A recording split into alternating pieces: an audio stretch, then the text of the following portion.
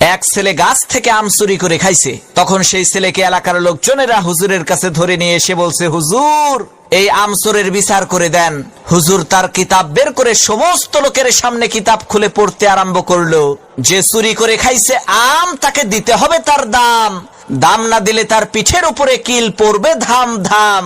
হুজুরের কিতাব শুনে এলাকার লোকজন সেই ছেলেটিকে কয়েকটা চর থাপ্পড় মেরে বিদায় করে দিল। আল্লাহর কি কুদরত!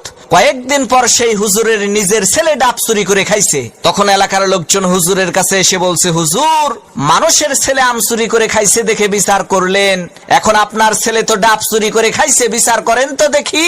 লোকদের কথা শুনে হুজুর তার কিতাব বের করে বলল, ভাইরা আমার, কিতাবে লেখা আছে যে চুরি করে খাইছে ডাব তার হয় নাই কোনো পাপ। তখন এলাকার লোকজন বলল, হুজুর বুঝলাম ডাব খাইলে পাপ নাই, কিন্তু আপনার ছেলে তো একেবারে পাকা জোনা খাইছে। হুজুর তখন কিতাব থেকে পড়লো, যে খাইলো জোনা তার নাই কোনো গুনাহ। এলাকার লোকজন বলল, হুজুর ডাব খাইলে পাপ নাই, জোনা খাইলে গুনাহ নাই মানলাম, কিন্তু আপনার ছেলে তো নারিকেল খাইছে। তখন হুজুর তার কিতাব থেকে পড়লো, যে নারিকেল খাইছে চুরি কইরা, তোমরা সবাই মুড়ি দাও তার হাত ধইরা, কারণ সে চুরি করে খাইছে নারিকেল, এর মানে একেবারে পরিষ্কার তার দেল। তখন এলাকার লোকজন বলল, সর্বনাশ, হুজুর আপনার ছেলের বিচার করার কোনো দরকার নাই, আপনি আমাদের ছেলেরই বিচার কইরেন তাই হবে।